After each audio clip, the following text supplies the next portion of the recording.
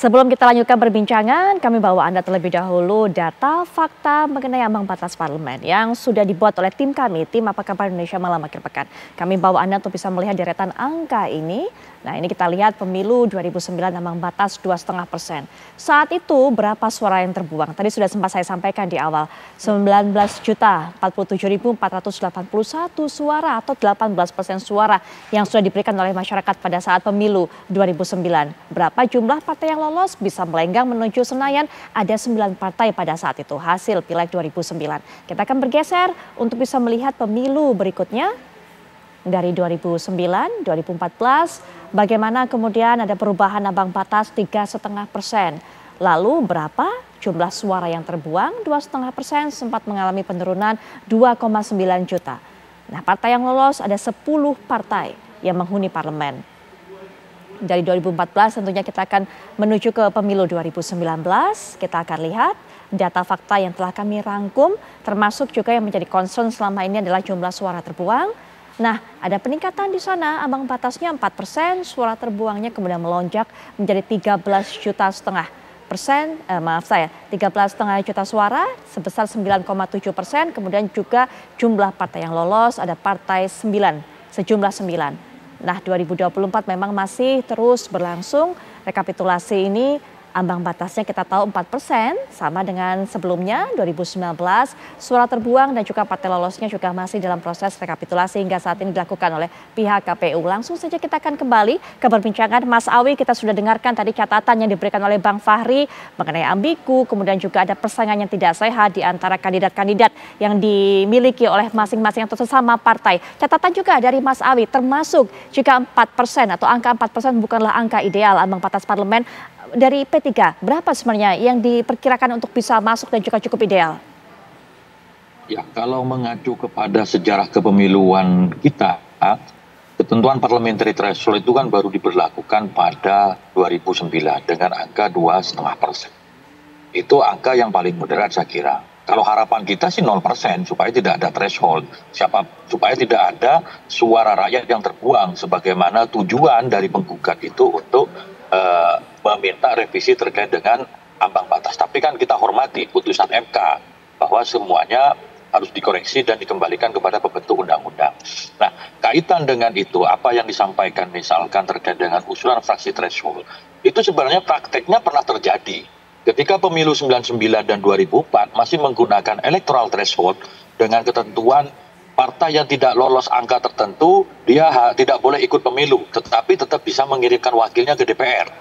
Maka apa yang disampaikan Ketua Habib tadi, ada Partai Bulan Bintang, ada partai dan lain-lainnya, yang kecil-kecil itu tetap lolos, tetapi pada pemilu berikutnya, dia berganti nama.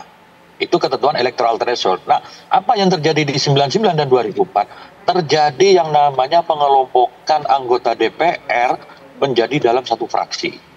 Jumlahnya apa? Ketentuannya untuk membentuk satu fraksi itu minimal jumlah kursinya sama dengan jumlah komisi. Jadi pada 2004 dan 99 ada fraksi gabungan, jumlah anggotanya melebihi jumlah komisi yang ada. Praktek hari ini di DPRD Kabupaten Kota dan Provinsi ada ketentuan bahwa fraksi bisa dibentuk apabila partai memiliki jumlah kursi yang sama dengan jumlah komisi. Maka kalau di kota ketika komisinya ada 3 kursi bisa bentuk fraksi. Bagaimana yang tidak bisa membentuk satu fraksi? Dia bergabung dengan partai lain. Itulah yang kemudian yang terjadi pengelompokan di parlemen membentuk satu fraksi. Tentu namanya fraksi gabungan ketika mengambil sikap ya harus disesuaikan dengan kondisinya, kondisi multi politik di fraksinya, sehingga dia harus diskusi terlebih dahulu. Tetapi ketika menjadi keputusan fraksi itu menjadi keputusan bulat dari fraksi gabungan itu tersendiri. Problem pemilu kita hari ini tidak hanya persoalan parlemen. Keserentakan pemilu itu juga menyisakan masalah. Apalagi ambang batasnya 20%. Itu juga harus dikoreksi karena konstitusi kita memberikan hak kepada partai peserta pemilu itu punya hak untuk mengusung presiden dan calon wakil presiden bisa diusung oleh parpol atau gabungan parpol peserta pemilu. Tidak ada ketentuan threshold di situ. Nah, keserentakan pemilu threshold yang digunakan adalah angka 5 tahun yang lalu. Ini juga harus dikoreksi, tetapi MK belum memutuskan perkara ini. 20% dengan praktek yang ada hari ini dianggap ketinggian, ya silahkan aja direvisi kalau ada keinginan ke arah situ. Dan menyebabkan apa? Kontestasi kita di Pileg itu hilang gara-gara apa? Hiruk pikunya lebih konsentrasi kepada Pilpres. Pileg ini muncul lagi setelah pemilu selesai. Kenapa? Karena sirekapnya bermasalah. Sehingga ada perolehan partai tertentu melejit. Orang care lagi, ternyata ada pemilu legislatif. Kalau sebelumnya kan sebelum pemilu kan terfokus ke Pilpres. Belum lagi yang menyebabkan kos politik yang sangat mahal. Food buying di masyarakat itu sangat tinggi. Apa yang diceritakan oleh Bang Fahri itulah menjadi penyebab terjadinya money politik sangat tinggi. Karena kami sebagai caleg harus bertarung dengan partai lain, harus juga bertarung dengan internal. Yang terjadi kalaupun di internal kalah, ada kanibalisasi terhadap suara di bawah. Itu yang terjadi hari ini di lapangan. Dan itu harus dikoreksi semuanya demi perbaikan sistem kepemiluan kita ke depan. Baik, catatan juga mungkin dari Bang Habib mengenai hal ini, termasuk juga tadi mengenai angka ambang batas parlemen. Ya betul. Ya, sebagaimana saya sampaikan di awal tadi, bahwa memang idealnya kita kalau toh mau bikin pengelompokan itu sejak awal, ya. Jadi jelas rakyat itu memilih partai A, ya. Dia tahu akan terus menyampaikan aspirasi ke partai A tersebut. Bisa saja kan ada orang yang suka partai A nggak suka partai B. Tapi kalau pengelompokan itu dilakukan setelah pemilu, kan rakyat yang memilih merasa tertipu. Jadi ini ada hal-hal teknis juga yang memang perlu kita diskusikan serius. Timbang memang prinsip-prinsip yang sama-sama kita sepakati, bahwa jangan sampai ada suara rakyat yang terbuang, ya. Bagaimana demokrasi ini lebih murah juga. Itu memang harus ada diskusi. Harus ada solusinya yang teknis juga, ya. Kayak sekarang memang dilema. Kita ingin menguatkan, misalnya satu partai politik ingin menguatkan perolehan suaranya dengan merekrut caleg-caleg berpotensial dalam satu dapil.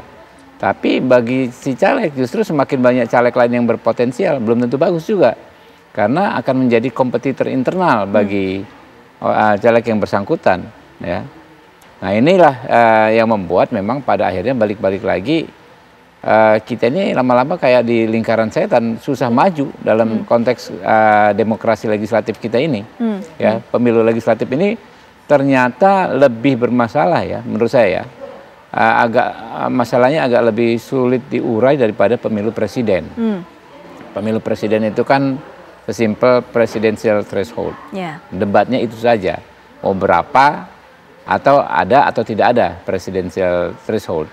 Tapi kalau pemilu ini termasuk sistemnya, ya, apakah distrik atau bukan, tertutup atau terbuka, itu harus benar-benar secara massal kita diskusikan, dan menurut saya kita punya waktu yang cukup kali ini. Nah, hari ini ke pelantikan ya berikutnya aja, saya ini anggota DPR terpilih ya untuk periode besok ada 8 bulan, ya. Jadi menurut saya untuk merumuskan satu undang-undang cukup juga itu, ya. Jadi pembentukan kita undang-undang, ya Prof ya, itu terlepas dari konteks kontestasi politik gitu. Bikin undang-undang, ya kan, yang belum ada frame-frame kepentingan satu sama lain. Jadi benar-benar ideal nih kalau kita bikin sekarang, karena nggak ada konflik kepentingan. Kalau bikin undang-undang menjelang pemilu berikutnya, ya. Itu sudah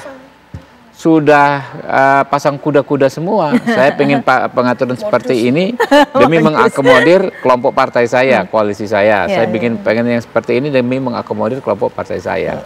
Kan kadang-kadang sesuatu itu secara ideal memang bagus, tetapi dalam konteks kepentingan jangka pendek bisa jadi kurang bagus. Kan begitu, Mbak Putri. Nah, karena itu yang penting juga menurut saya kita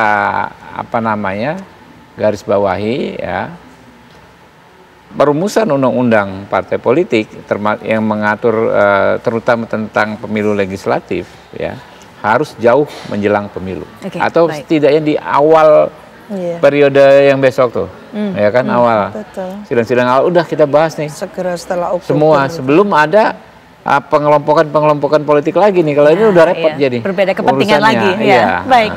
Mbak Wiwi, rumit memang, sehingga kemudian tidak heran kalau dunia mengatakan bahwa pemilu yang diadakan di Indonesia ini paling rumit. Nanti Mbak Wiwi juga bisa berikan pandangan, termasuk juga kalau angka 4% tadi sudah sempat saya katakan dinilai tidak berdasar. Lalu berapa sebenarnya idealnya? Nanti kita akan bahas lanjutannya setelah jeda berikut ini. Kami segera kembali saat lagi.